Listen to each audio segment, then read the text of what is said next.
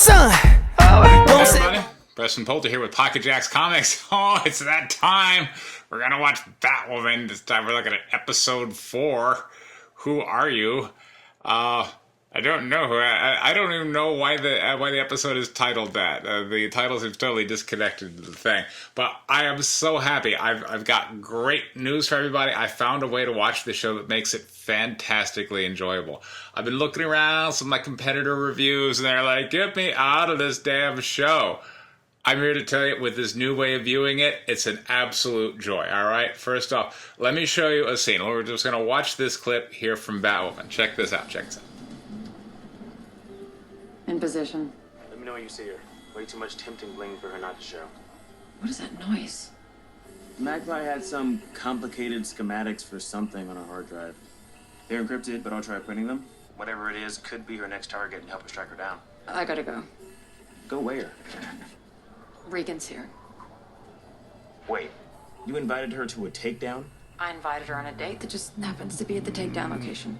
I don't need to tell you. And Batman out. would've Okay, never so that's the whole feel and texture of the show right there. We've got Lucas Fox, who's kind of providing all the tech support and really all the know-how, and then we got Kate Kane out there in the outfit. And if you think about it, like that is just a brain dead plan, right? She's in position, quote unquote, and she's there with her equipment, and they know the villain that they've been trying to track down the whole episode is going to be there because she's at this high profile gala with all these expensive, pieces of jewelry and antiques and stuff that this cat burglar is going to want. So this is like their prime opportunity to finally get her. There she is. She's in position. She's on the lookout, and then she's like, "I'm going to go." And he's like, "Why?" Like, "'Cause hot chick." And, the show is playing off of how, she's a rule breaker. But that's just amazingly irresponsible, right? And it's a little cringy. But it's not quite cringy enough. But you know what? I suddenly realized, if you just look at this one perspective, the whole episode changes. All right? Check this out. Check out what I'm going to drop on you here. Check it out. I'm in position and the lookout. I see that magpie. It's curtains for her, man. All right, cool. I'm just here. Let me know. Oh, wait. Sorry. I gotta go. Oh, what do you mean you gotta go? My girlfriend's here. She's looking so hot. How did she get there? I invited her, dude. It's like a date. You invited a date to the place where you're supposed to attack the villain? Yeah, bro. I mean, come on. If Magpie doesn't show up, I'm gonna have a great night.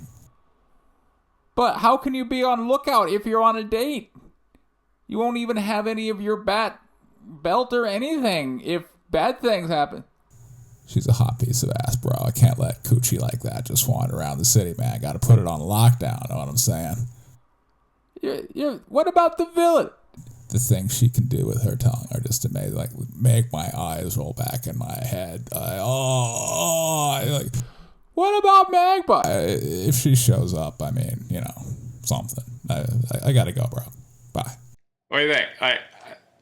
See, what I discovered is, what if we just believe that Kate Kane thinks she's brilliant, but she's really just dumb as a box of rocks? I mean, just, think back to like the pilot episode where she got trapped in this freezing under lake, and she just bashes her way out, just brute forced it.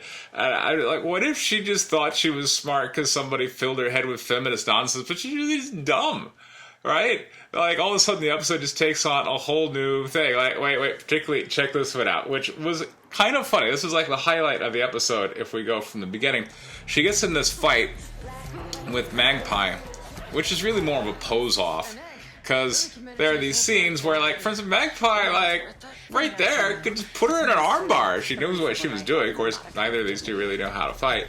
So instead, but they're in these dramatic poses, exchanging what I guess the writers think are witty banter. But it's not if you're gonna do a fight that's stylized, I think you just make it a musical, for God's sakes. I mean, I'm watching other shows, Hannah was great, and Treadstone, that Jason Bourne show, the fight choreography in those shows is just amazing. So this is just such a letdown.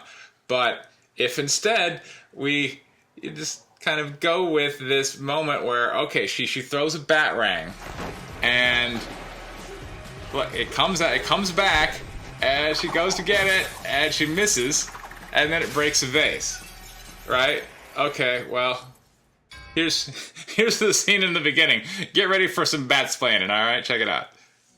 You probably miscalculated the precision to it. I didn't. Maybe you angled it wrong. Maybe it's broken. It's not broken. If it worked, I would have caught You it. should have flipped your wrist back with the snap and You're mansplaining. I already have the whole city on my ass. I do not need you to. I mean, like, first off, just going with the original title of the show, what the hell does it mean to mansplain? Does that mean because Lucas Fox is a man that he can't... I mean, he's the only guy that knows how Batman's equipment works, and she's, like, never used this stuff before. Is she beyond coaching?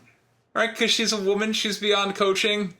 But if you just interpret it that she's too stupid that she can't be coached, check this out. So you had a fight with Magpie, I see. Yeah, bitch got away. You threw the Batrang at her, though. I mean, hey, it's good you're using more equipment. Thing's broken. What do you mean it's broken? It came back at me. Well, that's what it's supposed to do. It's a Batrang. And I missed it when I went to catch it.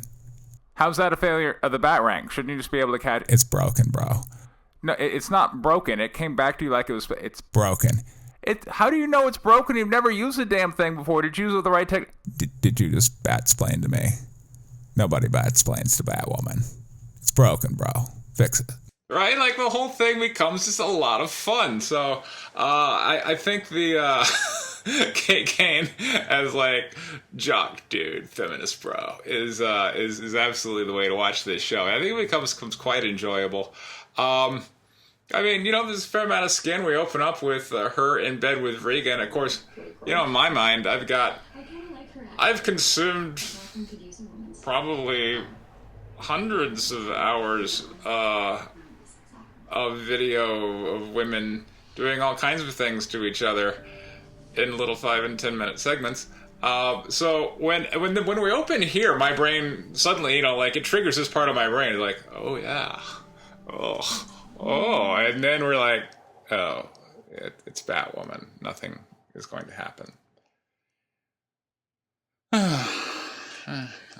Alright, so, but, yeah, so we introduce Villain of the Week, and what I find interesting about Villain of the Week here is at the end of the episode, it is revealed that Villain of the Week was not privileged. Well, some of us don't have the privilege of sitting in our tower So, having angst about okay, so Villain of the Week is this very high-profile cat burglar who's, you know, rappelling down, and had, over the course of the episode, we learned that she has access to explosive 3D printer ink that only 100 people in Gotham were able to get a hold of, and a 3D printer that can just print out these custom-made bombs for her.